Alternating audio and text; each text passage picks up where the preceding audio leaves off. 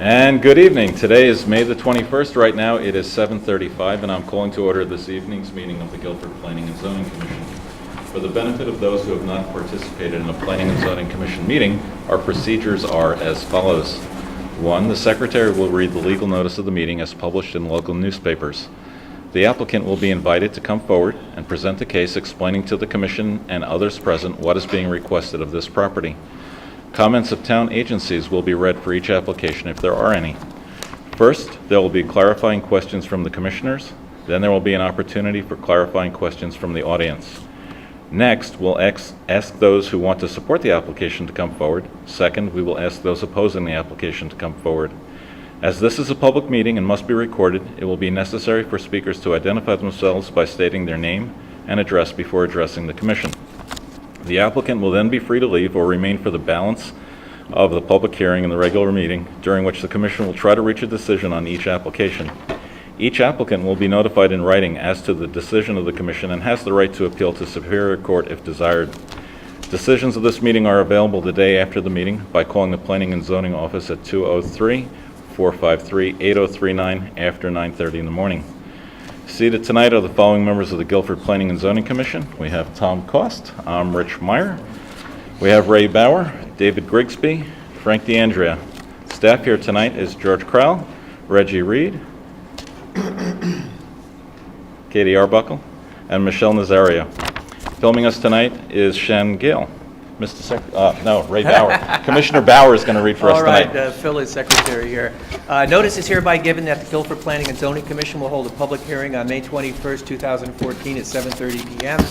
at the Nathaniel B. Green Community Center, Monnuckatuck Room, 32 Church Street, Guilford, Connecticut, for the following purposes. Number 1, Buffalina, 1070 Boston Post Road, map 46, lot 27, zone PV, revision to special permit for outdoor seating from temporary to permanent for outdoor seasonal patio, Section 273-75Q. Copies of these applications are available for inspection in the office of the Planning and Zoning Commission, Town Hall South, 50 Boston Street, Guilford, Connecticut. At this hearing, persons may attend and be heard, and written communications will be received. Dated at Guilford, Connecticut, this 30th day of April, 2014. Richard Meyer, Chair. Thank you, Ray. That's You're welcome. wonderful. That's great. I wish I could read it, but I can't. All right, we have. There you go. So we have the Buffalina application, and we have some folks representing. Want to come up and tell us about the great plans? All right, David is off, like I just mentioned. Is recusing himself. David is Ongoing business when recusing myself. Oh, okay. So David's off. So can I present or? Presents away. Absolutely. So we are applying for a permanent, Name and address first. I'm sorry, Matt Shalaba from Buffalina with Fire Pizza, 1070 Boston Post Road.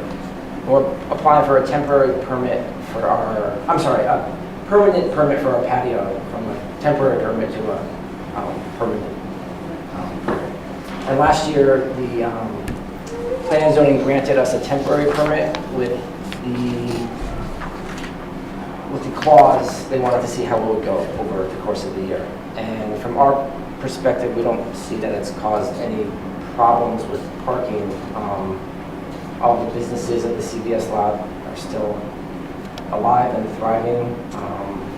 We haven't heard any complaints from anybody, and we hope that the board sees that it's a positive addition to the town and enables us to double our capacity during the summertime. So I hope that hasn't caused any problems with our neighbors or any neighboring businesses.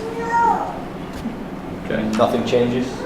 No, it's the same number of seats. Nothing changes. It's only seasonal. It's only open during the summer. Do you ask or make any comments at this point? You've got two got a comment from the Director of Health, and then you have a copy of the email from Ian Marsh. David is here. No, it's not.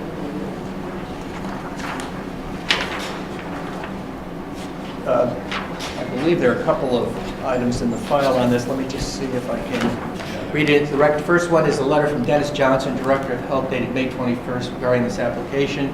The applicant's proposed permit change from temporary to permanent outdoor seating does not conflict with septic system facilities currently on site. We also have a letter from Ian Marsh on behalf of Finest Acquisition LLC, owner of CVS Shopping Center, addressed to Mr. Crowell, Mr. Reed, but just not before us. Last July, Buffalina had been a takeout establishment, was granted a one-year conditional permit for outdoor seating. The committee said that the applicant could apply again in a year, July 2014. The fact that they are applying nearly 2 months earlier shortens the assessment period effectively by half when you consider the warm weather months. We certainly wish Buffalina and nearby businesses the best, but it appears that their site lacks adequate parking. Their patrons often park in the lot at our shopping center, which our tenants rely on exclusively. Therefore, we feel that permitting this seating expansion is at some expense to our tenants. It would seem fair that any further permit should, at the least, be on an interim basis to provide for an adequate review period, especially considering that neither property is at full occupancy. We would also request continuation of the condition that Buffalina must notify call-in patrons not to park at the shopping center and must post a sign in their shop saying the same. Thank you to the proprietors for this practice. We don't like to send unpleasant messages, but do so today in our tenants' interest. Thank you very much for your consideration. Dated May 21st, Ian Marsh. Okay, so do we have anything else to enter into this, or? One of the, I do. I spoke to Ian Marsh today, and he was most concerned about the tenants, as George said last year, poaching parking spaces from the CVS Plaza, and that a sign be posted legibly in the window of the door or somewhere in a very obvious, conspicuous place, notifying the customers of Buffalina to please not park in the shopping plaza. There's plenty of parking down on Fair Street and also on North Street for them. Yeah, we could do that. We I know you posted- did that last year. Yeah. And we've also posted on our website that Oh, that's good. to suggest where to park. Again, this was talked about last year, in last year's meeting as well. A lot of our customers will go park across the street at CVS, place an order, and then go into CVS or go to Bill and Nails or go into one of the adjoining businesses. For overtime, a lot of people will come eat at Buffalina, park in the lot, eat at Buffalina, and then go across the street and get for overtime. So For dessert. yeah, it's, I guess you could call that poaching, but it's also kind of like a shared. A cross-marketing kind A of. cross-marketing thing, yeah. I know last year at this time, there was Dan and Joe's Barber Shop on the Buffalina property, which has since left, vacated, and I know a lot of the barbers' tenants park there, and I understand that there was some conflicting interest with Supercuts across the street and with Dan and Joe's. Now that Dan and Joe's is vacated, I mean, that lot across the street is never full, according, I mean, when we're at least open for business, which is only during the night. We open at 4:30 and we close at 9, so most of those businesses across the street aren't open then. I know the bank isn't, I know Tommy's Tanning is open later, but it seems to be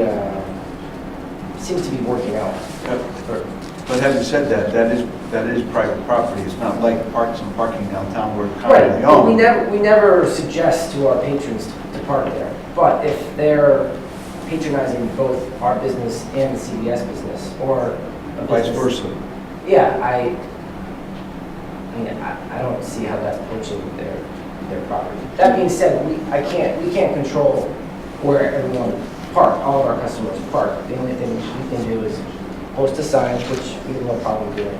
And sorry, I'm Melissa Pellegrino, the other owner of Buffalina, Yep. and the mother of the child that does not have babysitter tonight, so that is why she's here. But one of the things that we have on our website that parking is for our patrons, we recommend parking in the parking lot or on Fair Street. Whenever someone calls and asks if they're new to the area, we tell them to park on Fair Street or in our parking lot, which is adjacent to the building. And so we strongly recommend to anyone who comes to Bukalina where to park. But like Matt was saying, that sometimes there is like crossover business. Someone posted on our Facebook page the other day, what a great night, pizza, Bukalina, Kroger time after, and then a movie. I mean, I feel like being in a town like Guilford, you should promote business and like establish a sense of community, and we do that by saying like, you know, we don't have dessert at Bukalina, why don't you go across the street and get some burger time? We don't have a lot of sodas at Bukalina. Lots of times people run to CVS and buy soda there and come back to our establishment and drink them. So, you know, we're not saying take their spots, poach their spots, you know, we're just saying park in the lot, park on Fair Street, but we can't prevent people from doing multiple stops. And other times people come in and like, will place an order and then run to CVS and then come back and do multiple shopping. Sorry. So, I mean, I just feel like we are very cognizant that our lot is very small, there's not that many parking spaces, and we try to do the best we can and make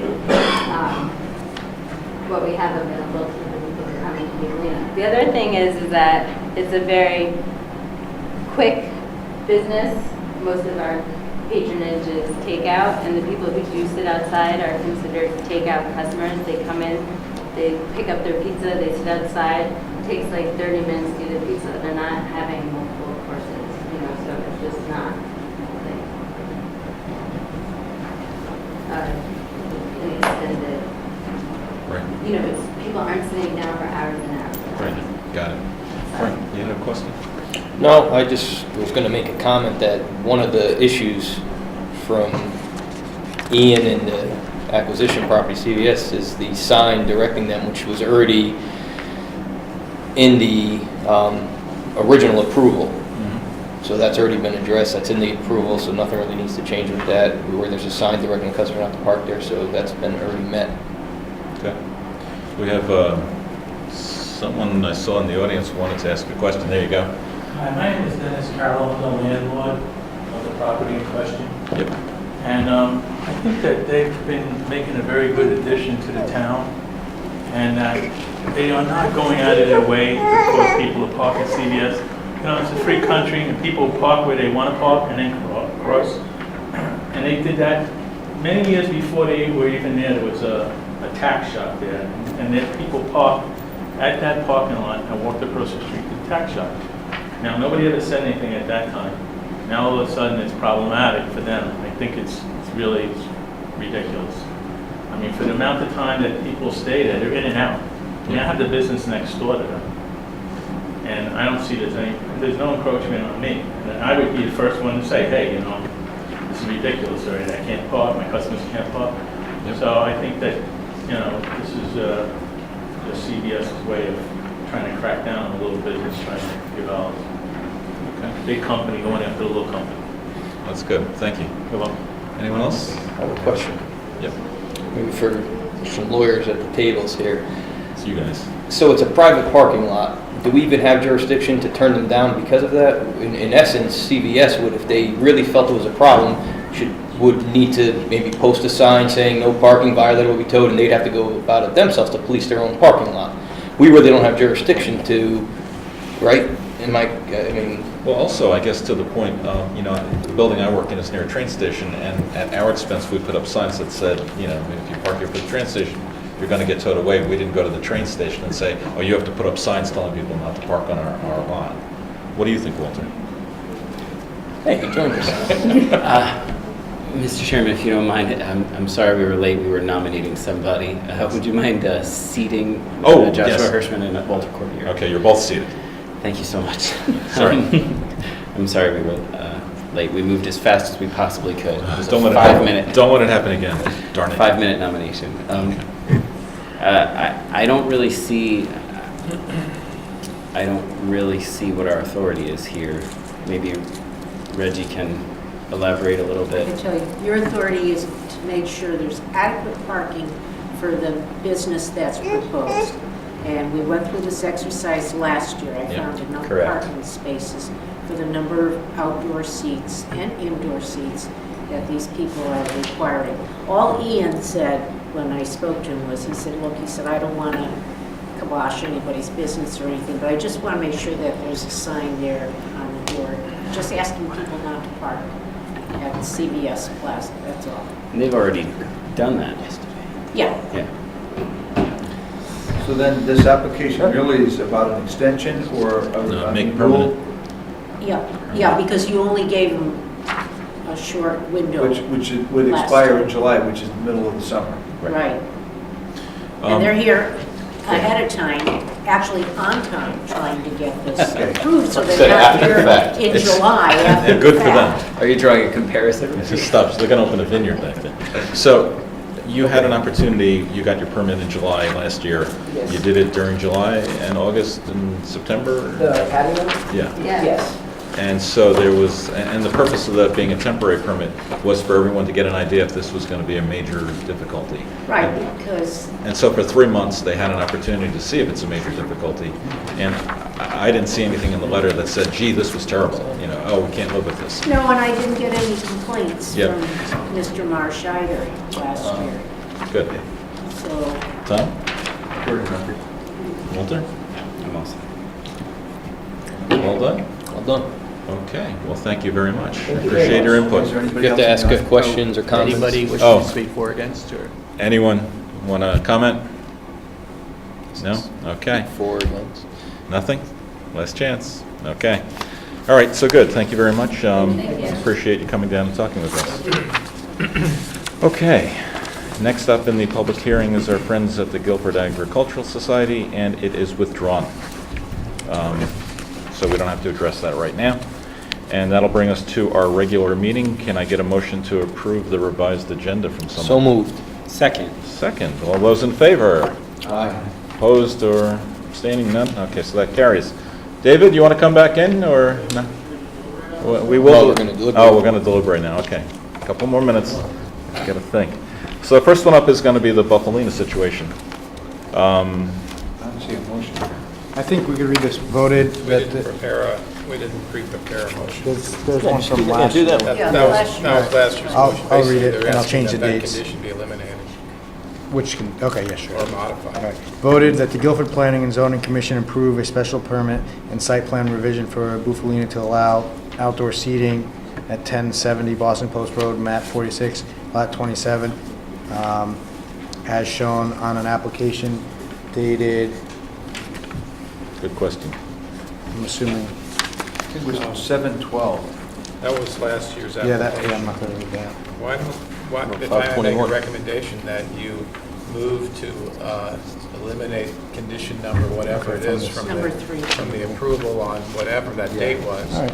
either There you eliminate go. it or I will modify withdraw it. my original motion, and I will just make a motion to eliminate number 3 entirely from the July 3rd. from the July 3rd meeting, Makes it temporary. 2013 approval. Good. Anyone want to second that? Second. Okay, we have a second. All those in favor? Well, are we going to deliberate? Discussion. Oh, there we go. Discuss. Let's discuss that. Who's got something? Makes sense. Like I was just wanted to know the legal standing, and Reggie pointed that out, that Yeah. Well, I mean, It's been I adequate. think we ought to do what the regs allow us to do. And in this Exactly. case, they've met the regulations in terms of parking. The zoning enforcement officer has found that. That said, we don't want to create a problem. And based on the record, or at least what we've had is the one letter, we've had no complaints to Reggie. He's not really indicating their problems. We've had nobody in the public come forward to state a strong complaint or indicate that there's been problems with this. So given that, I'm in favor of it. Yeah, I think that it's a real asset to the community, and there really isn't a problem here that I can see. Anything you guys got? Well, the only other thing would be to keep making them come back, but that would be ridiculous. Yeah, that's Yeah, there'd be- there's not a problem, or I don't see there being a Strange. problem. Yeah, that would turn into a real impediment, especially for a business their size. Right. I think we should do anything we can to help them. All right. Any other discussion? Tom? I'm just voting yes. Oh, you're getting ready. That hand's going up. My hand up here is going to take a Okay. while tonight, I'll so do it let's real do quick. it. Okay, all those in favor? Aye. Opposed? None? Abstaining? None? David, come on back in. So that motion carried. That's great news. So I'm sure they're going to enjoy having that backyard. I'm going to go have a pizza there myself. Okay. Next up is subdivision. Now, this is table 2. Recommend table. Okay, let's, someone make a motion to table that? Move we table to June 4th. Second. All those in favor? Do we have to read it? Do we? Well, you want to read it? Could you read it? Do we have to read it? We don't have to read it. No. All in favor? Aye. That's it. You take over. Go on. Site plan. Oh, another withdrawal. Eamon Roche. You want me to read that? I can actually read this. You ready? You want me to read it? I'll read it. I'm the secretary. This is my bad job. Go ahead. This is after the fact. Mr. Chairman, I move that we table or just withdraw? Which one are you talking about? There's no motion that we need to make on the. No, the human actual rights. applicant withdrawn. It's been Applicant withdrawn. withdrew, so it's not even before. So it's gone. Gone. Applications to be received. We have a coastal area management site plan. You want to read that one?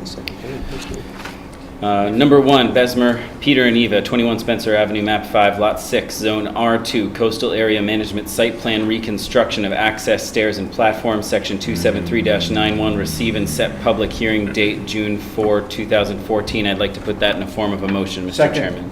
All those, any discussion? No? All those in favor? Aye. Great. That's, Katie, you're going to set the date? June 4th. June 4th. June 4th is set.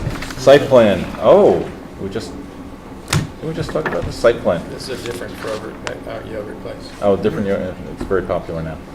You want me to read it? I can read it. Froger Time, 1065 Boston Post Road, map 46, lot 140, zone PV, site plan modification, outdoor seating, receive and set meeting date, June 4th. Is this an after the fact one? No, No. No. What was the question? he doesn't have the tables out there yet. I Okay. just saw umbrellas. I guess they were just. No, no tables, just umbrellas. I saw some umbrellas, so this might be an after the fact. Umbrellas. It says Umbrella, modification umbrella. of outdoor. They're probably not sitting. Yeah, he has. Say he has 2014. samples. 2014. If Frogurt has approval for benches. Second. No. Go ahead, get them. Let's get it over with. Any discussion, further discussion? All those in favor? Aye. Okay, great. Zoning amendments, here we go. We're gonna add, here, why don't you read this? Section. Zoning amendments, number 1, add section 273-22E, adult-oriented facilities, set public hearing date July 2nd, 2014. So moved. All those in- Second. All those in favor? Aye. Wonderful. And finally, correspondence, a letter from Mrs. O'Neill dated May 20th, 2014. Are we going to read that? You know what? I can read it all. I made Tony read it. Yeah, why don't you read Why it? don't you read it? I'll read it. Okay, go All with right, it. Miss Arbuckle, would you be so kind to print, well, I guess I'll skip that part. To Town of Guilford Planning and Zoning Commission, Town of Guilford Route 1, Subcommittee of Planning and Zoning. I'm a West End resident. I reviewed the proposed adult-oriented regulation. It is clear that as long as an application for such an establishment is filed before the effective date of this regulation, it is once again open season in the West End. After reviewing the minutes from the Planning and Zoning Committee of May 7th and May 13th, 2014, it appears that there is an intentional focus to saddle, or as Mr. Kroll said, at the May 13th, 2014 Planning and Zoning Committee, there is a perception that started with propane, then adult facilities, and next affordable housing, that the West End gets a less desirable land use, yet the East End gets a preserve. Since I'm certain Mr. Kroll knows the definition of perception, he apparently agrees with the West End residents by his own comments. The proposed euphorical, I can't read that word.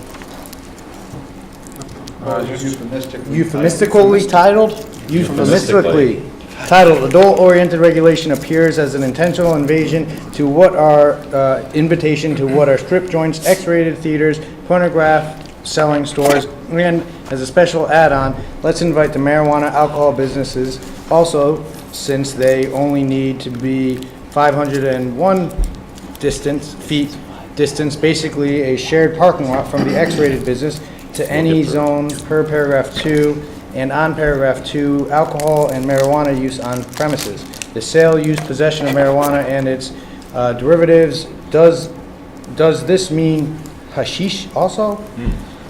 Shall be prohibited within 500 feet.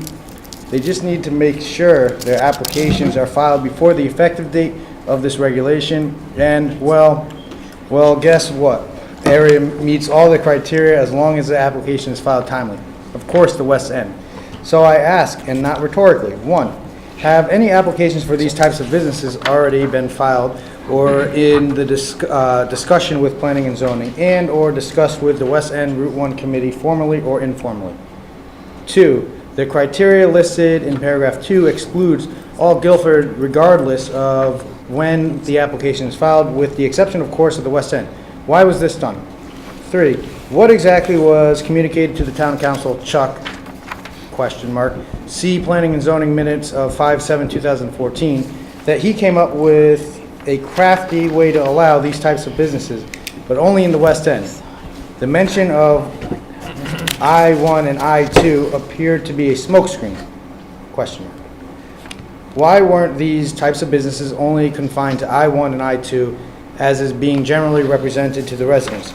If indeed I am correct, will the Route 1 West Committee and Planning and Zoning Committee be recommending not only our taxes be reduced, but the assignment of visible law enforcement presence, since all the crime will be shifting to our area? It is a proven fact that these types of businesses create high crime through prostitution, public drunkenness, and drug trafficking, with the innocent residents becoming victims.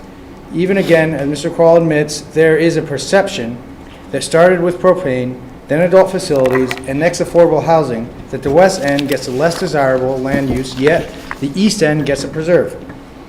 The town of Guilford is systematically and in plain sight degrading the West End, as evidenced by the minutes reflected in the committee's own words of both the Route 1 West Committee and the Planning and Zoning Committee.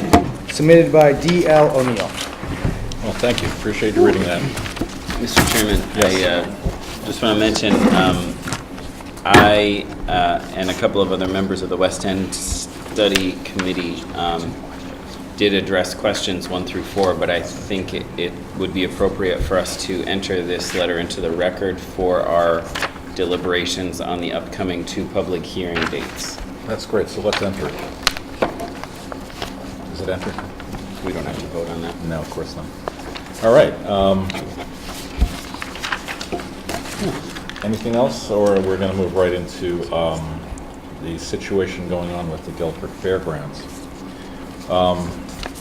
This is tabled for, no, it's withdrawn for now.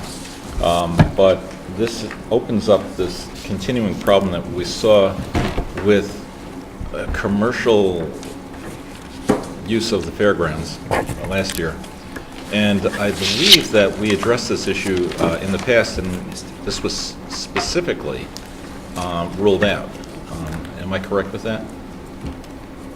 That it actually mentions Renaissance Fair by name? No?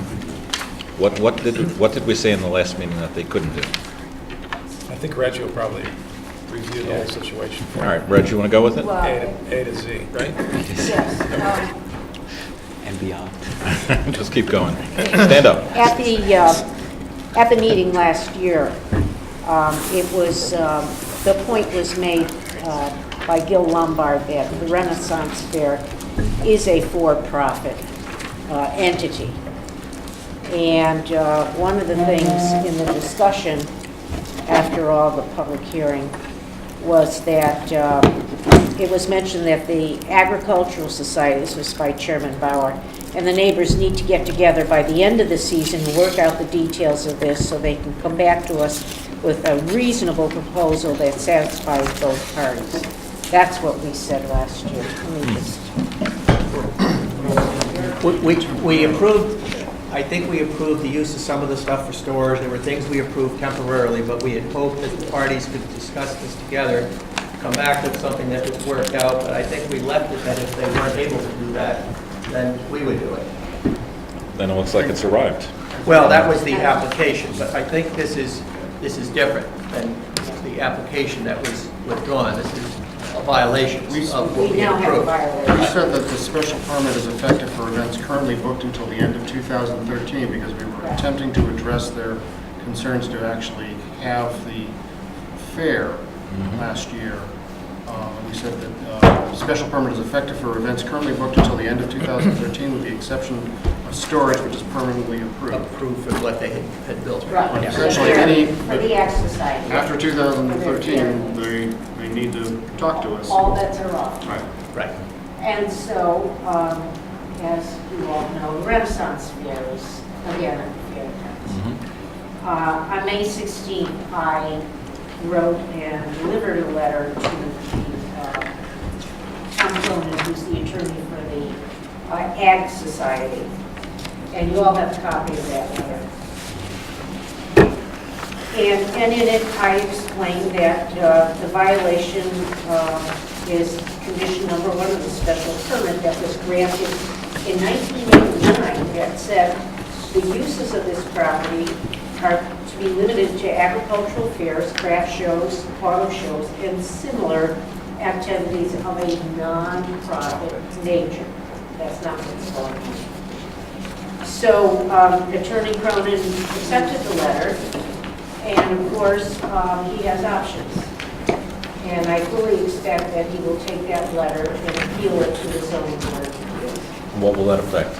What will come out of that? Glad you asked that question. How could, well, could I just ask another question? If that's been in public record since 1989, and it was agreed to by the Ag Society, how can the Ag Society go to the zoning board of appeals to have that letter overturned? I don't understand that legally.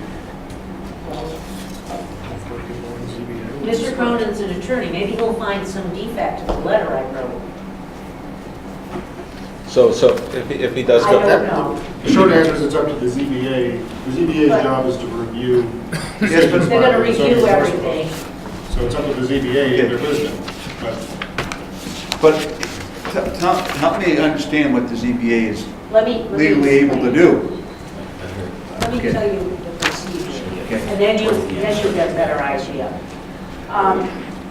You all make up your zoning regulations, and if somebody has trouble complying with a regulation, they can go to the zoning board of appeals and get relief from the regulation. Okay, you can't give relief from the regulations that you create. They have to go to the zoning board of appeals.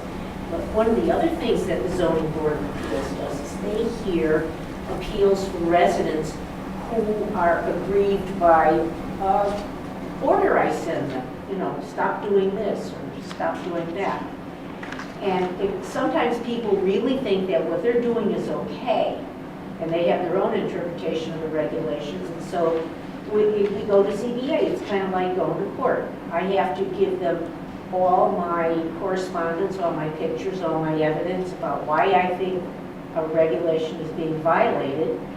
The zoning board of appeals sits there and they listen to that, and then they listen to the other party, and they act like a judge and they decide if I did this correctly. Now, there's some time periods that come into play. First of all, according to the state statutes, 8-12, when I send somebody a order, they have 10 days to comply. And they have 30 days to appeal that order to the zoning board of appeals. And I printed out some things for you. 8-7, appeal to board. You can read this after the meeting. And when they appeal something to the zoning board of appeals, that stops my order from being effective. In other words, if they're building something, they could go on building something. Such as the agricultural fair right now, they have this event booked.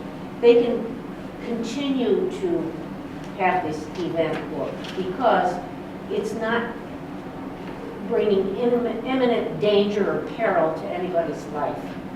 So by So appealing it doesn't this, it doesn't stay my order.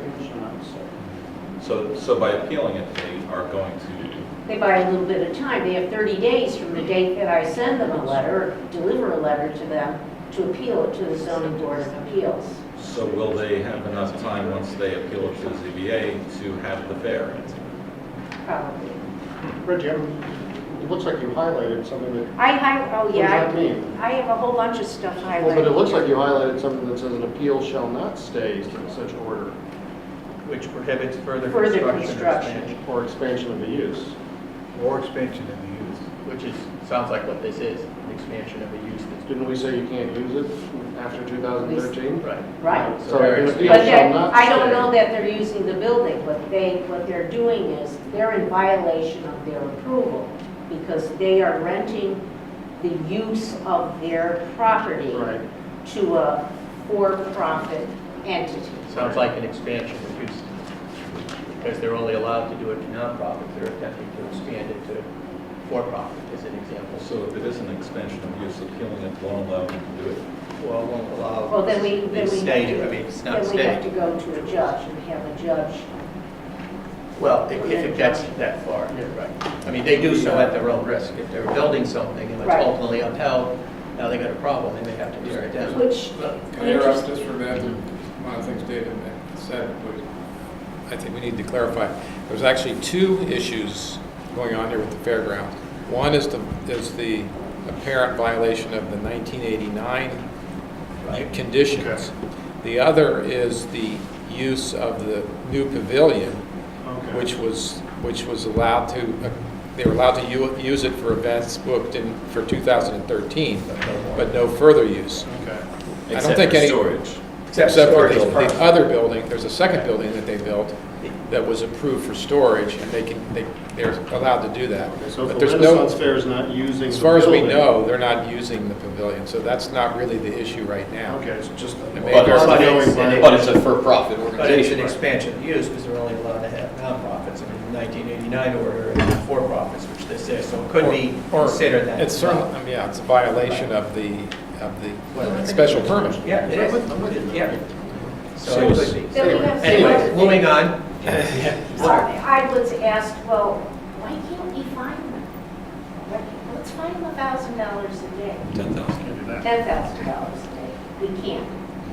The statutes give the municipalities the powers to have a municipal citation fine. But they say for zoning regulations, you can only fine someone up to $150 per day per violation.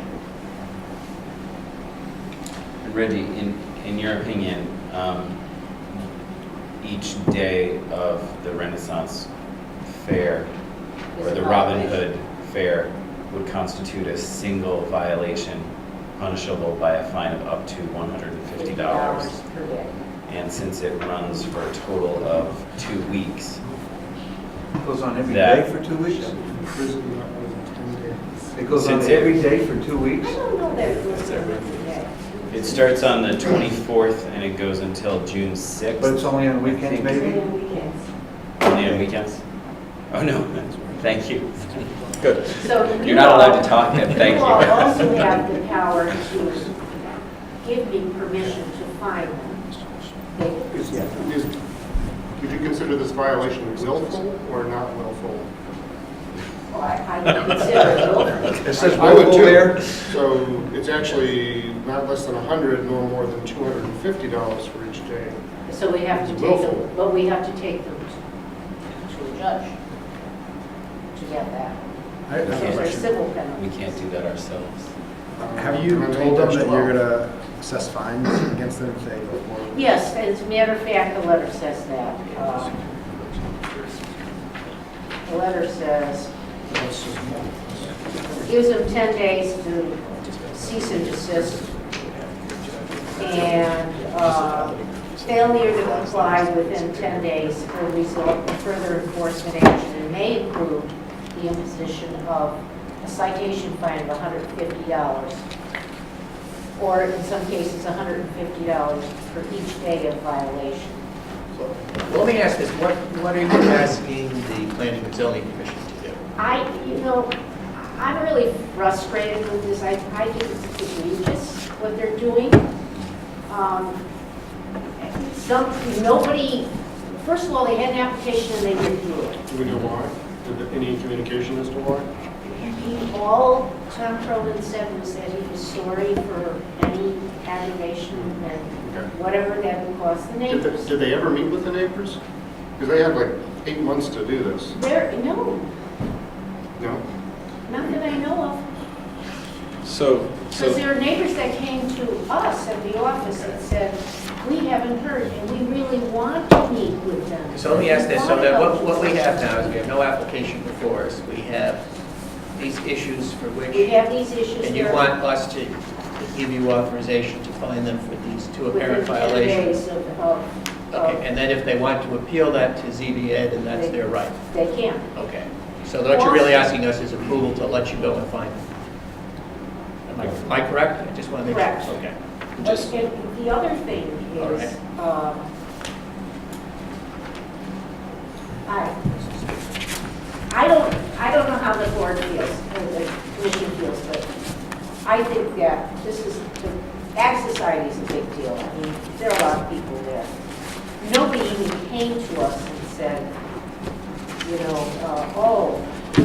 we have these events booked for next year, and I mean, they were working with Attorney Cronin, and then all of a sudden, poof, the whole thing goes away. I don't know why it went away.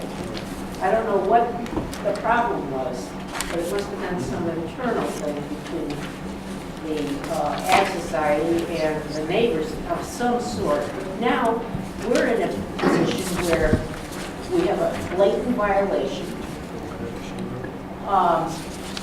We told them last year that they could only use the barn to store their equipment in, and they could use that lovely building that they built without the sides on it for the events booked until the end of 2013. And now all of a sudden, you know, we've got this Renaissance fair. Not only that, but you've got the fair coming up. Well, the And fair they have is, not been back to us about the barns. well, they can use the barns forever for storage, but I don't know, that's another issue. Does the commission think that they can use that building they put up without the sides on it? It's got a covering. As I recall, what we said is that they For the could fair. use the building for the storage permanently. We allowed that for the 2013 season to use that pavilion. The hope was that they would meet with the neighbors, work out something they could both live with, and then come to us with an application, which we could then take out the public hearing, vote on it, and make it permanent if everybody was on the same page. That hasn't happened, and if they book things for 2014, they can't use the pavilion for it, so if they do, that's a violation. And it sounds like this for-profit thing is a violation of the 89 Yes. approval, which we had no part of here at this commission, but is another violation. Now, do we know if they're going to use the pavilion for the Renaissance Fair? I don't know. Okay, so we don't know if for a fact if that is going to happen, but we do know that based on the 89 regulation, the fact that they book it and they cannot be booking it for profit, whether it's 2014, They 2015, can't. anyway, it's a It clear can't be violation. for profit. Yeah. It can be a non-profit. Right. And I think just the history of this is that they built the buildings without getting a building permit, which would have required a zoning approval. We did go out of our way to accommodate the fact, we said, okay, fine, you messed up, but the fair is an important project, we're going to work with you. We accommodated them and gave them 8 months to get their act together, and 8 months later, they still haven't met with the neighbors who have expressed concerns about noise and hours and all that kind of stuff. And now they're apparently still Here we are, not all coming to over us. again.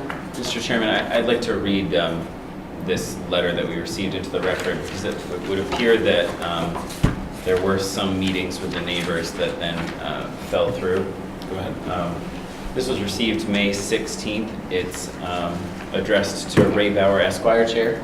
It says, Dear members of the Planning and Zoning Commission, we are writing to express our concern that despite our offers to meet with representatives of the Agricultural Society, no such meeting has yet occurred, although we have been in contact with the Ag Society's lawyer, Mr. Thomas Cronin, and had agreed to a meeting on Tuesday, May 3rd. This meeting was canceled suddenly on Monday, May 2nd. No new meeting has been scheduled. At the public hearing on the special permit for the barns held on September 4, 2013. Chairman Bauer asked the neighbors whether we would be willing to allow the Ag Society to go forward with the events scheduled for the fall of 2013 under a temporary special permit that would expire at the end of 2013. We agreed. In return, the Ag Society was to meet with members of the neighborhood sometime over the winter to come up with reasonable conditions of use. If no agreement was reached, the P&Z would be required to make the decision on the special permit before any use of the fairgrounds occurred in 2014. Indeed, at the September 2013 hearing, Chairman Bauer made absolutely clear that, quote, the Agricultural Society and the neighbors needed to get together by the end of the season to work out the details so they could come back to us with a reasonable proposal satisfactory to both parties. See attached Guilford Planning and Zoning Minutes, September 4, 2013, page 9. In March of this year, the Ag Society sent out letters to various neighbors requesting comments on their 2013 special permit application. These letters were to be returned by March on their 2014 special permit application, right? Yeah, I think they're referring back. Okay, they're referring backwards. These letters were to be returned by March 27th. Although many neighbors submitted comments, our concerns were blatantly ignored. On March 18th, the Ag Society submitted a request to P&Z to amend their 2013 application. This was 9 days before our comments were even due. In their amendment, they removed 2 of the key limits contained in the 1989 permit, that the fairgrounds uses be limited to agricultural fairs, craft shows, auto shows, and similar activities, and that these activities be, quote, of a nonprofit nature. Rather than listening to our concerns and suggesting reasonable use conditions, they requested that all conditions be eliminated and that any use be permitted. The Ag Society wisely withdrew this amendment this week. Despite the fact that the temporary special permit had expired and that no meeting had taken place, on Sunday, April 4, 2014, a very loud event was held at the fairgrounds. This event started at 8 a.m. involving bullhorns. Involving bullhorns and amplified rock and roll music. Apparently, no guidelines were given to the renter on the need to control noise levels in a residential neighborhood. What buildings were used is unclear. Whether the group was a nonprofit is unclear. Whether it was pursuing uses similar to, quote, agricultural fairs, craft shows, auto shows is also unclear. It is clear, however, that stronger enforceable protections are needed before any further use is made of the fairgrounds. As we submit this letter today, tents and camper trailers on the fairgrounds in preparations for the Robin Hood Renaissance Fair. This event is in clear violation of the 1989 special permit requiring nonprofit use and activities similar to, quote, agricultural fairs, craft shows, auto shows, end quote. We request that the current special permit be properly enforced and no use of the fairground take place until all proper permits for the barns are in place. Please see attached letter by attorney Marjorie Shansky and the minutes of September 4, 2013 public hearing. Sincerely, Kathy Mack, 212 Whitfield Street, Peter Perugini, 200 Whitfield Street, Renee and Mark Dixon, 186 Whitfield Street, Karen Anthony, 188 Whitfield Street, Irene Auerbach and Philip Schaefer, 85 Water Street, Karen Rosenthal, Lovers Lane. Well, okay, so what do we do? I mean, if they're just going to blatantly ignore, $150 isn't much of a stick to hit them with every day. Yeah, you can't do anything else. Well, one thing that's mentioned in that letter, which I think I'm confused about, and that is what activities are allowed at the fairgrounds now, after the end of the 2013 period. Because that letter seems to suggest that the special permit, the effect of the special permit is no activities should occur on the fairgrounds, which is a much more radical, or much more onerous restriction than no use of the pavilion building can occur subsequent to the end of 2013. I think it reverts back to the 89. So they can continue to use the fairgrounds in accordance, I think. Things of an agricultural auto show. Right. Just not in the pavilion. But they can't use the pavilion for anything. Anything, Right. nonprofit, Storage. profit, or anything in between. Right, okay, so it's not that it's not that, as that letter says, that no use is allowed there at all. It's Yeah. whatever was allowed in 1989. Right. And at the end of the day, the only thing we can do is fine them $150 a day. Unless they can produce a paper that says it's a nonprofit 501c3 organization, then there's no violation. If you give them that opportunity to produce that.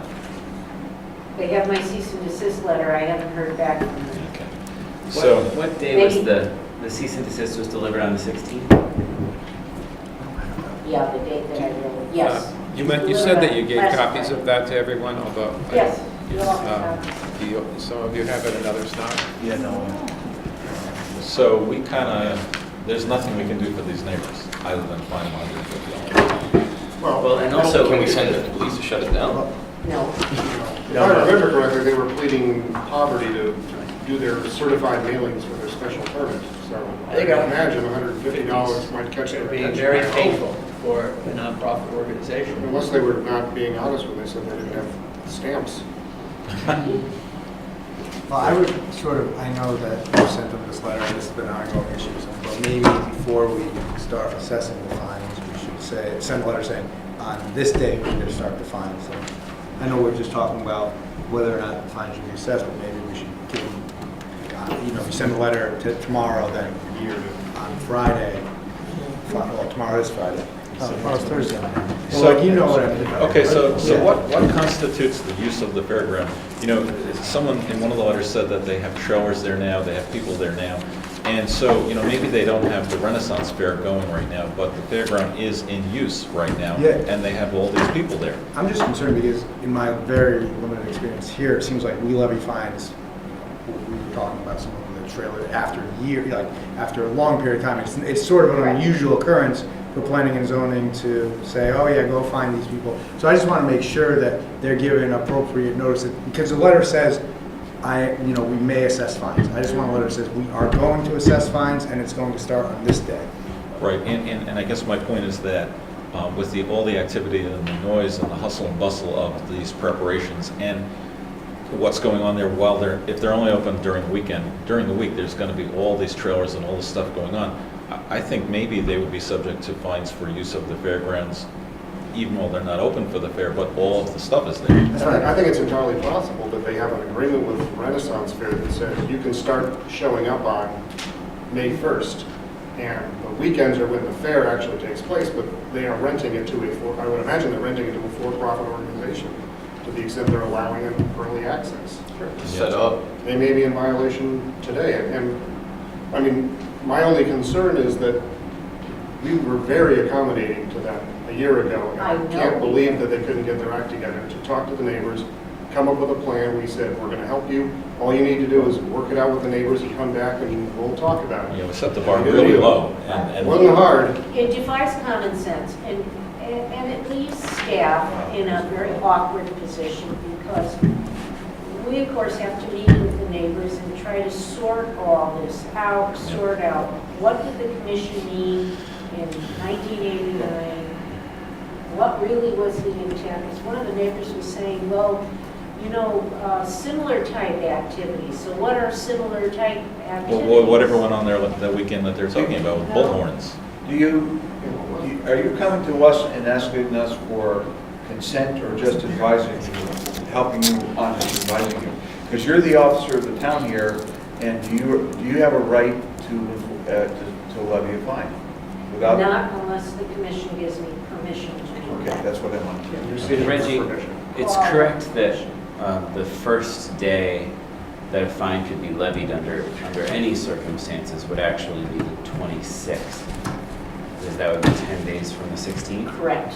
So if the first weekend of the Renaissance Fair, the Robin Hood event is the 24th and 25th are actually not finable by this commission under our current Right, because regulations. it said, my letter says you may be fined. And as Commissioner Hirschman said, why not send another letter? I think that's good advice. Yeah. I think that's a good. And I would think that the fine It should, would be very clear. I think the fine should be for every day that it's in use with trailers and people and all that, not just when it's open for business, but it's rented out to someone and people are Yeah, there. and that's fine, because, and if they disagree with that, there's a procedure They can for appeal the fine. appeal That's period right. for the fines, and we have hearing officers that will, again, sort of act like the zoning board of appeals, but in this case. And then if they don't pay it, we can take them to court, get a judgment, and put a lien on the property like we did another location in town not that long ago. Right, but they're never Can going to the sell. zoning board of appeals That's right. They made that. overrule our granting you the right to No. issue fines? No, they don't have anything to do with the fines. The only thing they So- can do is take an appeal of the cease and desist order that I issued. They have nothing to do with the fines. Municipal fine citation is a whole different procedure. That has its own hearing officers if a person wants to be heard. What happens is I send out a fine, they have 30 days to pay the fine. If they haven't paid the fine or talked to me in 30 days, then I have to send them out a notice and say, hey, you know, you have 10 days to pay the fine that I sent you 30 days ago, and you have the right to request a hearing with a hearing officer. And if they don't take any action, then after 10 days, 12 days, whatever it is, then the fine sticks. And then the hearing officer has to take that. He has to send a letter to the Yep. violator. They get another notice. There's some fines here, you know, what's your intention? And then if the violator still doesn't respond, then you could take that to the court. So it's imaginable that a facility that large could be rented for an awful lot of money for a day's use by just about anybody. And if they consider that $150 fine as a cost of doing business, they can do anything they want there, is really what we're saying.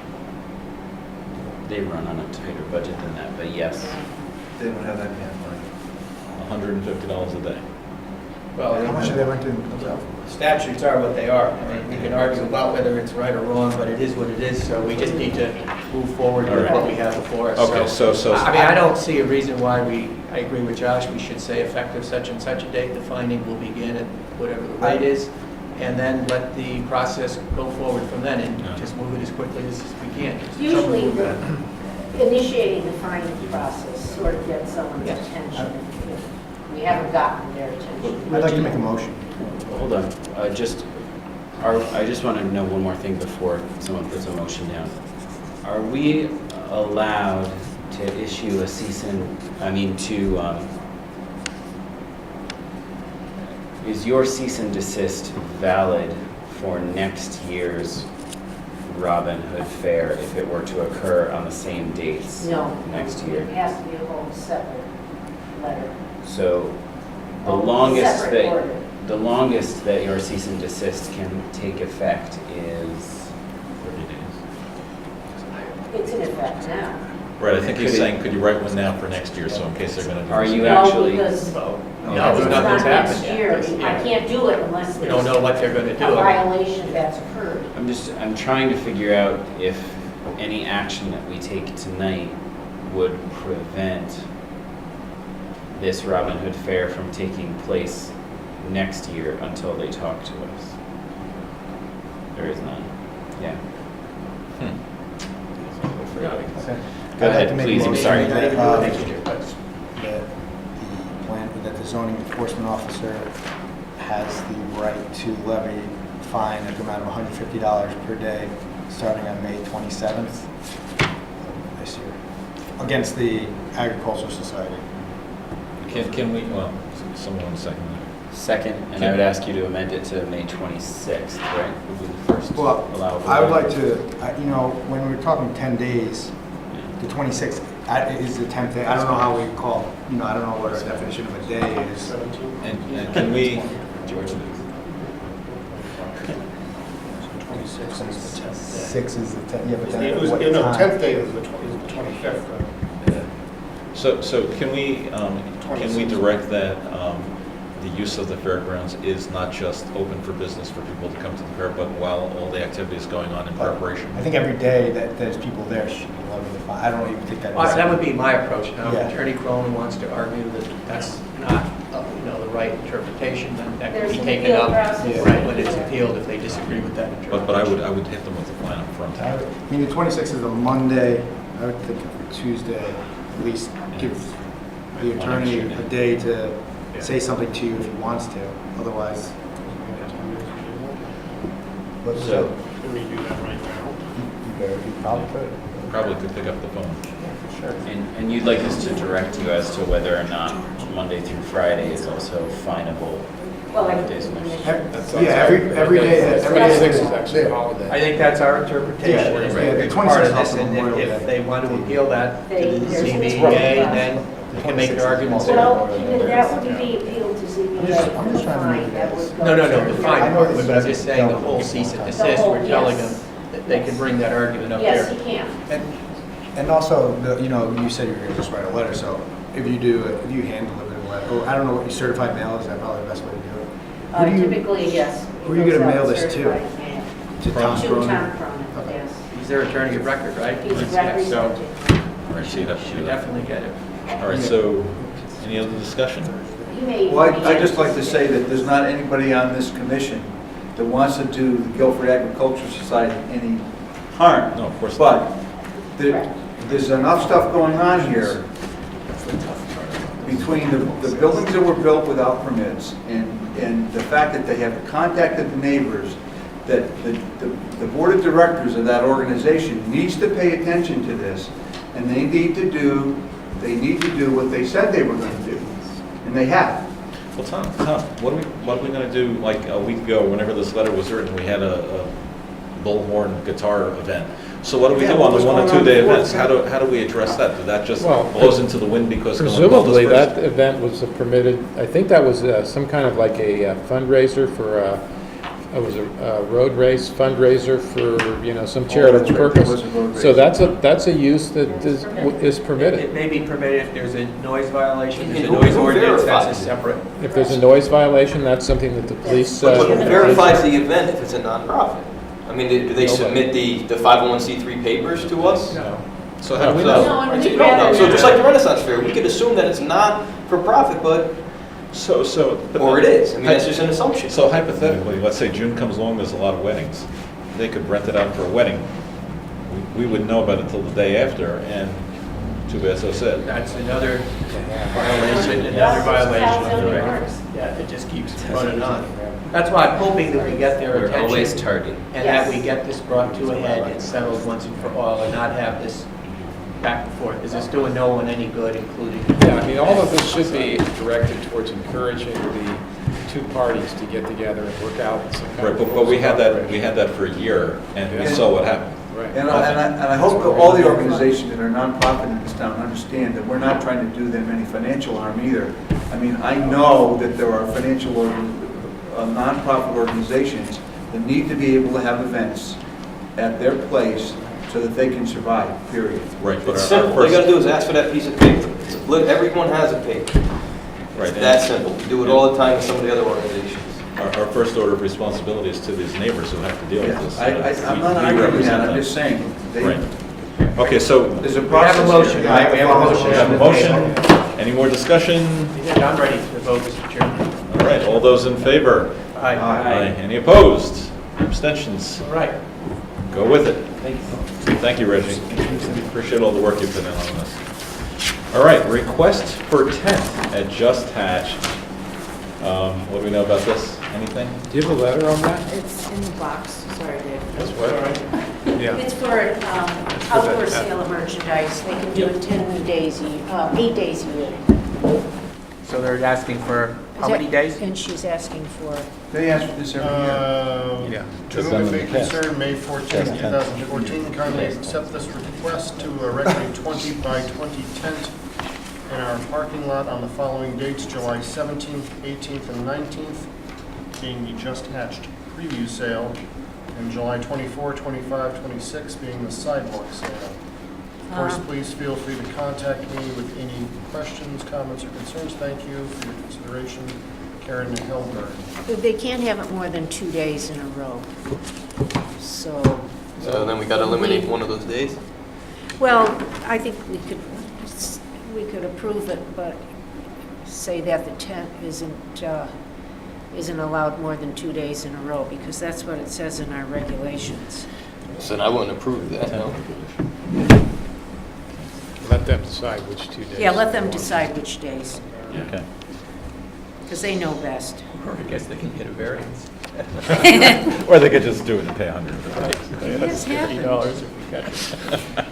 That's terrible. So do we need a motion on this? Yes. You want to make one? A motion to approve with the stipulation that the tent only be up 2 days into each event. They have to. So moved. Very good. Second. All right, any other discussion? All those in favor? Aye. Opposed? Abstentions? That carries. All right, committees, I see Steve is here, and planning committee time. Give us some information. All right.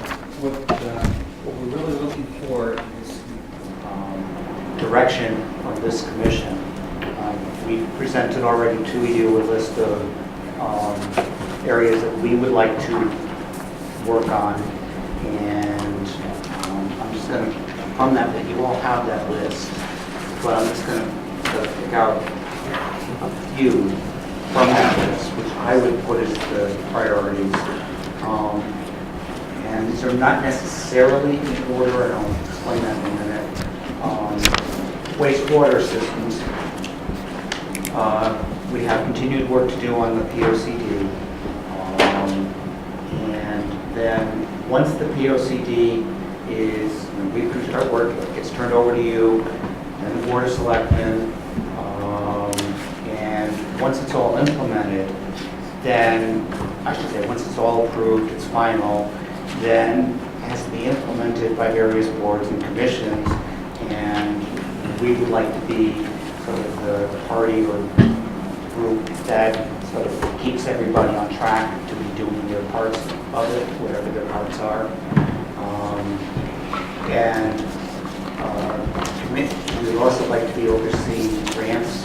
And some of this may involve writing the grants, which George does quite a bit of already, but also sort of overseeing them and how they're used. Am I describing it right, George? And then there are a couple of others here which I think are priorities, but we have to sort of wait a bit on them. One is the bulk propane, and the other is Route 1 West. And the question is, do you want to keep the Route 1 West committee going as it is, or do you want it to be folded back in under the planning committee, which it would have been had the planning committee been active? So those are questions for you. And we will be meeting next on the second Tuesday of June. We have a couple things to work on then. We will be drafting bylaws, talking about membership and composition, and also a press release, which relates to the membership composition, because we want everybody out there to know that we are, the planning committee has been reestablished, we're getting going, and hopefully people will come forward and say they would like to be involved. We sort of envision, an ideal number, maybe 8 to 10. Who's going to be on there is also going to depend on what projects we are doing as priority. But we do think that there should be people on there with various technical expertise. And then beyond that regular committee, as we work on projects, we call in experts on various topics that we are working on, much as we did with Table 5, where we called in different people with expertise. So I also want to read to you what we have like as our mission statement. This is different than what we determined at the first meeting, which was bear with me because I'm not on my reading glasses. Number 1, to continue investigation and implementation of strategies and action items recommended by the Plan of Conservation and Development. 2, encourage productive communication between various town boards, developers, and residents in assessing planning goals. 3, to anticipate and respond to future trends and challenges in town planning. 4, to assist the Planning and Zoning Commission to carry out their charge. To back up just a second, there are a couple of other So project areas, and these came out of Table 5 subcommittee, and that is to do a review of North Guilford and also properties on the north side of Route 1, so the more little inland things, with a goal of two-pronged goal. And one is to look for areas where there can be more economic development. And the biggest driver there is what's appropriate. The development itself, but also the whatever that plan can tolerate. I mean, there's a lot of wetlands here, as everybody knows. The other part of it is to potentially look at the longer view of traffic calming on Route 1. So I've given you quite a bit to choose from of what you'd like us working on first. George, how much authority does the Planning and Zoning Commission really have over things related to traffic calming at all? What kinds of things would count as traffic calming that we might have any authority over?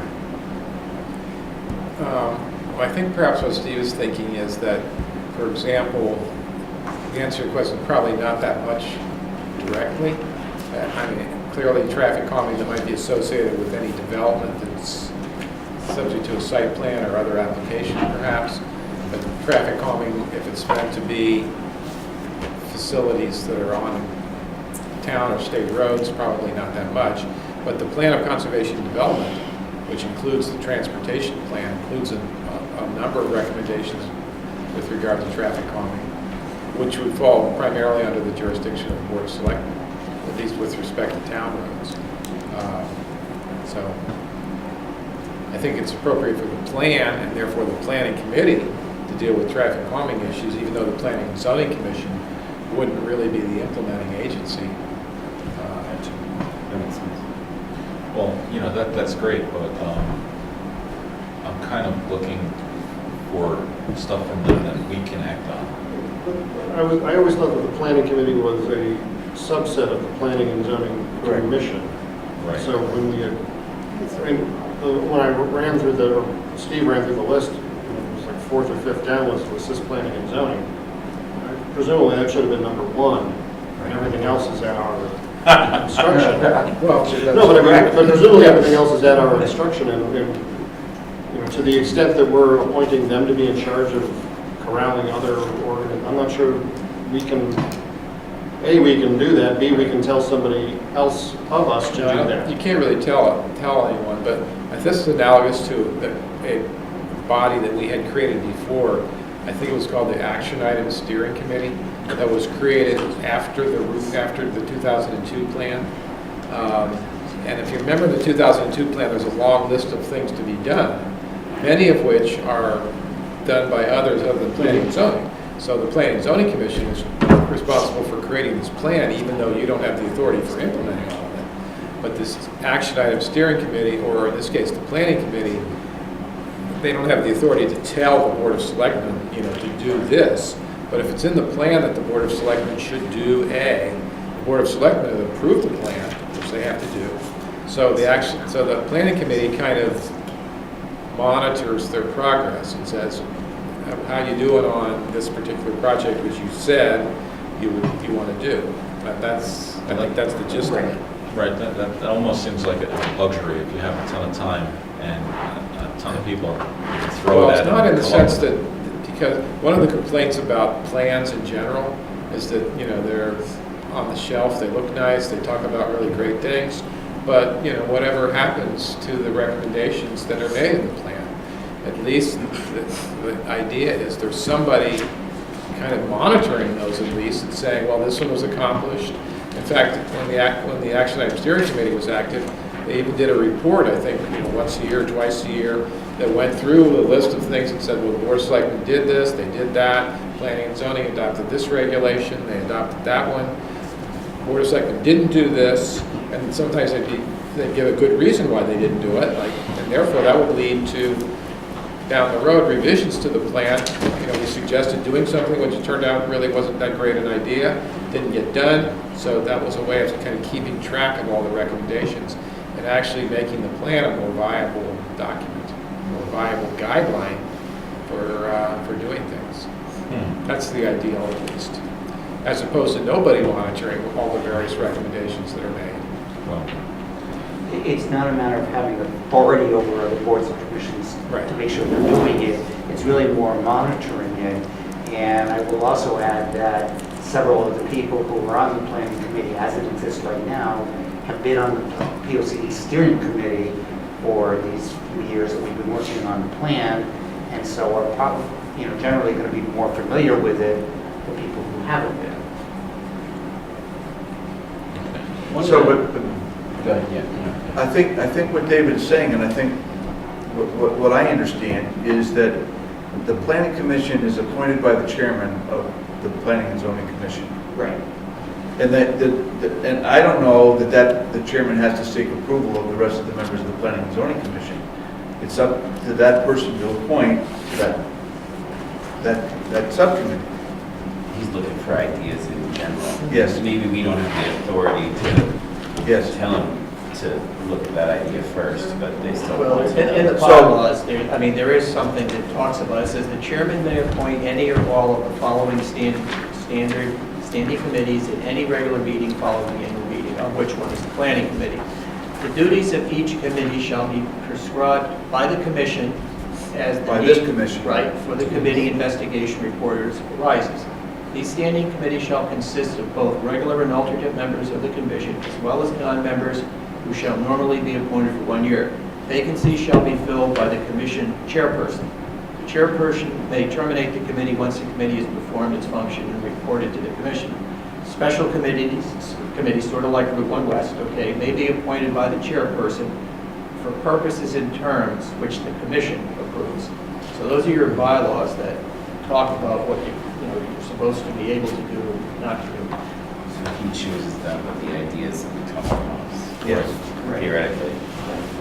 And by the way, David, I do agree with your comment about the numbering. I didn't come up with the numbering, I just read it as it was, there. Okay. Delusions. So one of the things that the chairman could do, if he wanted to, is could say here's a person that wants to take a lead and do something, be involved. You could say, help me find people that are qualified to be on a planning commission. Absolutely. And then he could bring those names back to you, or you could just go out and try to find them yourself. That's right. Anybody can bring names to the chairperson, and he or she is the one who makes the appointments. well, The only direction that I have sort of specifically been considering for asking the planning committee to come up with a recommendation is the percentage. This is my, I'm sorry, I make this gesture a lot. It might be inappropriate. Is to come up with a percentage target for open space for the town of Guilford. Our Chairman Fabiano of the Route 1 West committee mentioned that approximately 29% of Guilford is currently open space. He also mentioned that Connecticut as a whole has a target of 21%. Wasn't exactly clear how close or far Connecticut was from that target. But it does not seem to me, I haven't located a target percentage for open space for the town of Guilford anywhere in our many plans. It's close to 30% now already, if not more. Correct. It would seem that it is 29%, and I was wondering what our target actually should be or is for open space for the town of Guilford. Right now, I don't think there is a target. I was wondering if the planning committee could give us a recommendation for what that number should be. what would we do with that? Yeah, that would have different impacts for the for our planning. in terms of, for instance, the purchase of the Gauss property was sort of a one-off that increased our open space, and people seemed to be interested in that. So if we were to think about, I'm just thinking out loud, if we were to think about Route 1 West in terms of development, would we say certain areas are to be reserved for open spaces? Is that? No, well, the next step would be, of course, to try and figure out where that might be. But in terms of percentage targets, that's obviously, it's a sliding spectrum. Maybe, some people might come up with a target that's actually lower than 29%, that we've sort of exceeded the amount of open space that we really want. And some people may say that it should be greater than 29, like 32 or 38. So who would be the authority? Well, it seems to me the plan of conservation, to the extent it's there anywhere, it should be plan of conservation and development. If we set a bogey like that, it talks about it, and then I would think as part of that, maybe there's certain areas you direct it to. I mean, the center of town, probably not going to be 29%, but North Guilford, that may be low. I mean, North Guilford, there's a lot more open space that may be preserved. I don't know, but to the extent there ought to be a number, I think that should be part of the plan of conservation development, and that not only P&Z, but the Board of Selectmen, we want to weigh in on that as well, and approve in that direction. Yeah, the planning committee can come up with those kinds of recommendations that would then go to. Well, that's right. I mean, places the planning like committee is PSC. working on the plan of conservation. I mean, it is sort of a subcommittee of planning, the planning committee that is working on the plan of conservation development. They're the ones putting that together. And we have of course, we have a drastic impact on how much or how little open space ends up in town here on the plains. There are also some other variables that come into play here. And Ray, you would know this because we both serve on land acquisition.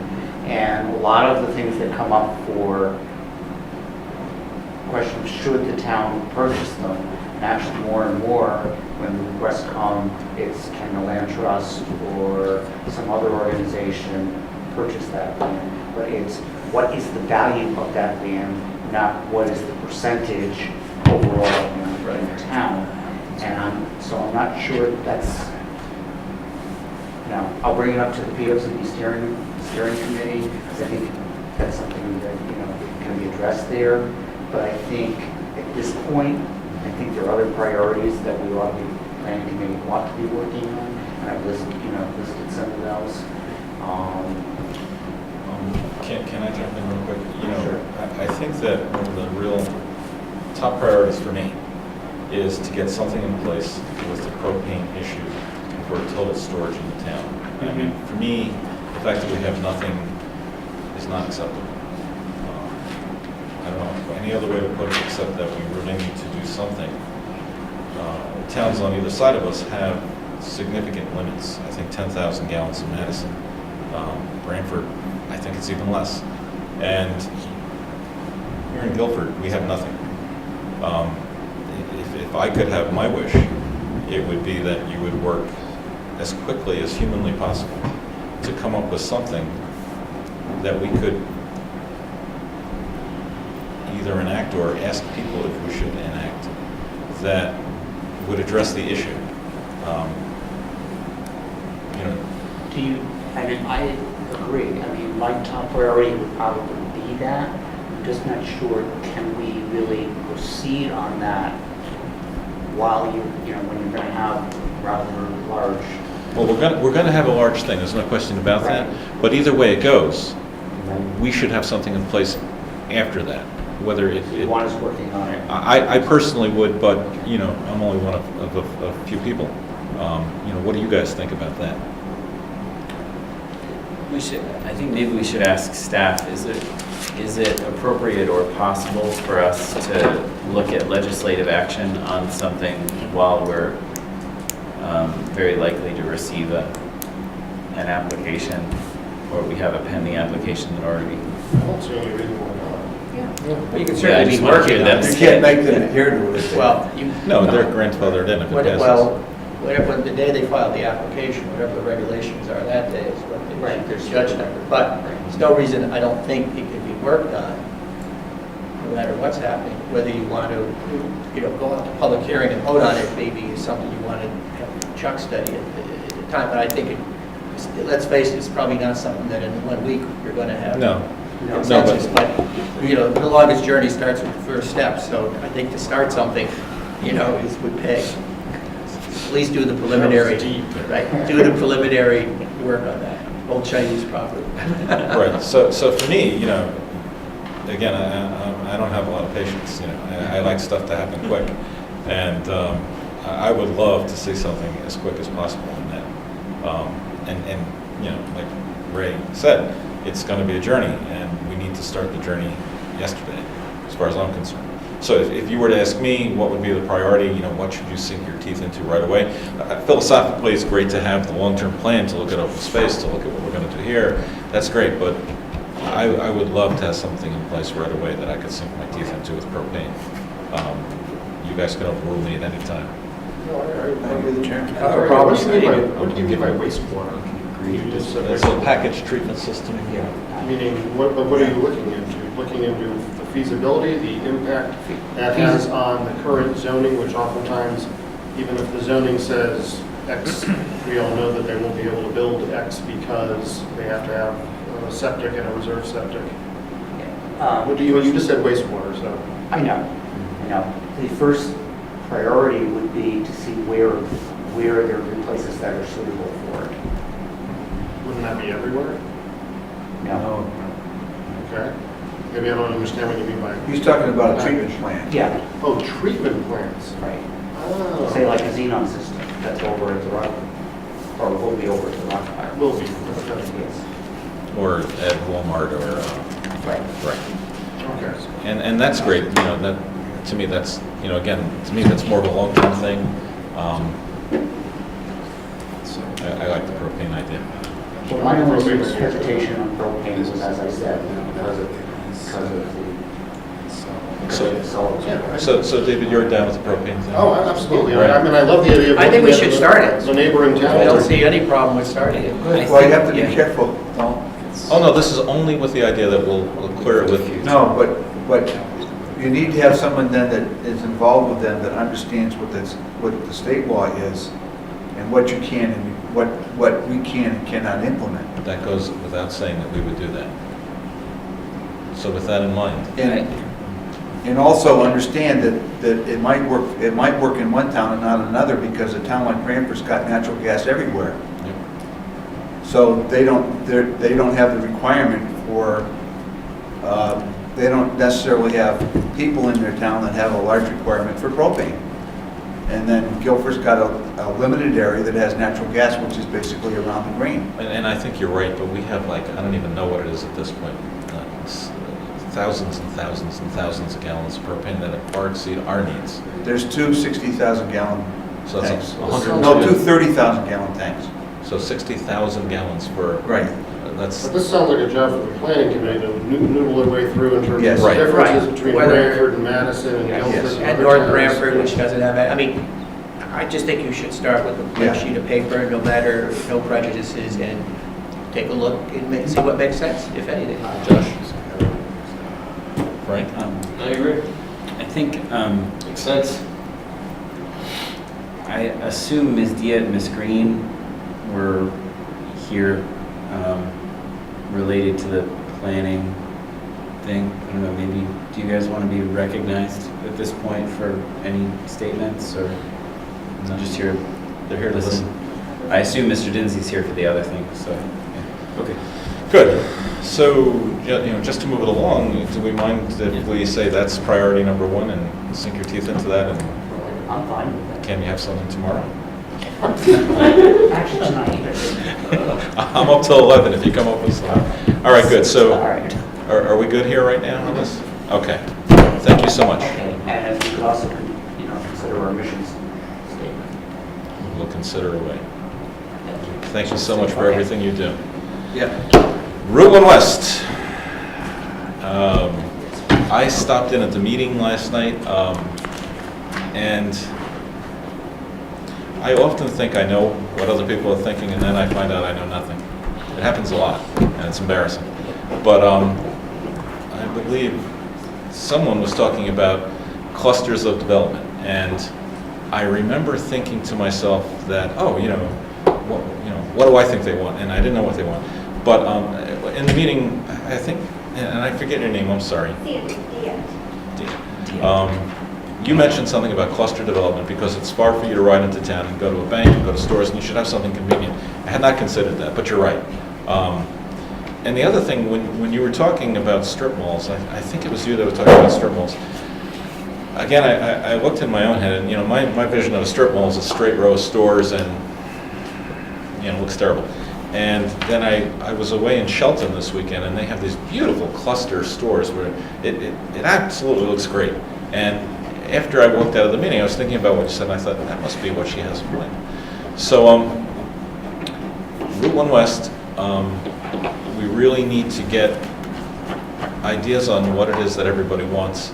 There was talk about a charrette last night, which I think is a brilliant plan, because there are visuals that are possibilities. People will draw pictures of stores. They'll rearrange them how they think they might look, how they could look, how they should look.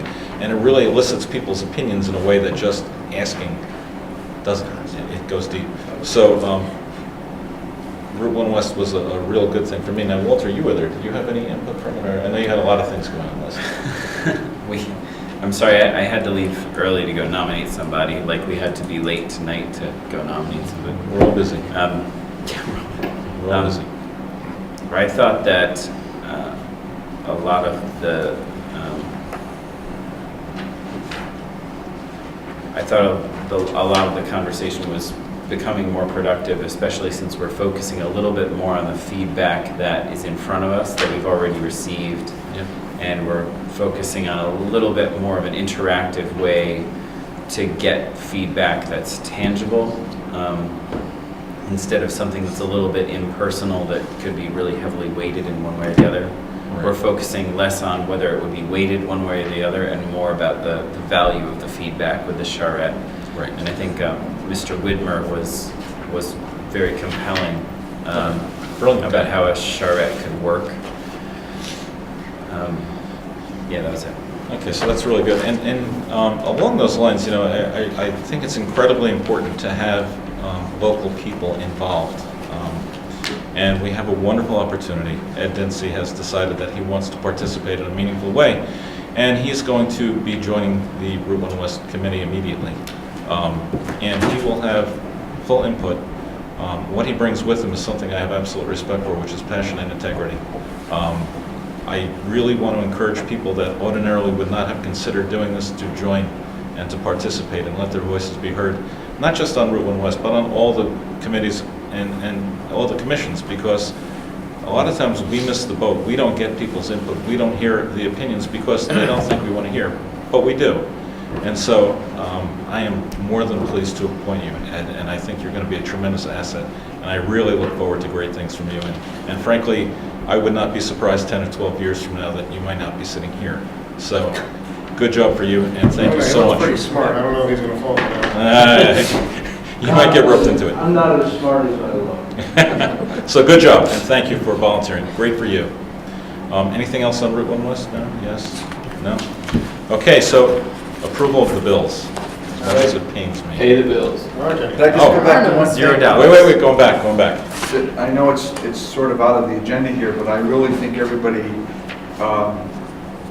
this document that was prepared for representing Peter Perugini and Kathy Mack and Roger Lane, that has to do with the Agriculture Society. I think everybody should read it. What does it say? Those are the minutes. That's the second page of our minutes. This is from a our letter April. from a lawyer, a summary from a lawyer today, Marjorie Shansky, and it's got it's pretty specific in here about what's going on. Yeah. Well, it's unfortunate, but I think that we're going to have a lot of input on this. When the application comes to us, we'll do that letter to you. All right.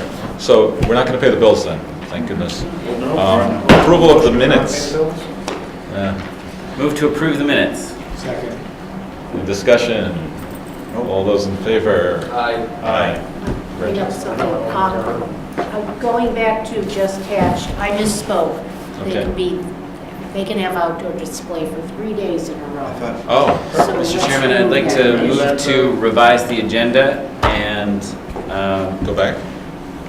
yeah, and go back. Revisit the, Someone want to second that? Second. I'll second. All those in favor? Aye. Okay, so, speak. I was wondering if, we have to put a new motion on the table, right? Just to Revise that revise this motion. one. They are looking for dates, July 17th, 18th, 19th, July 24, 25, 26, for a 20 by 20 tent in their parking lot. They had it in the past. Yeah. Second. Did you move that or just read I it? just read what they are looking for. So moved. I'll re-second. Any other discussion? All those in favor? Aye. Aye. Opposed, abstaining, none? Great, so 3 days. Now I move we adjourn. Any seconds? Second.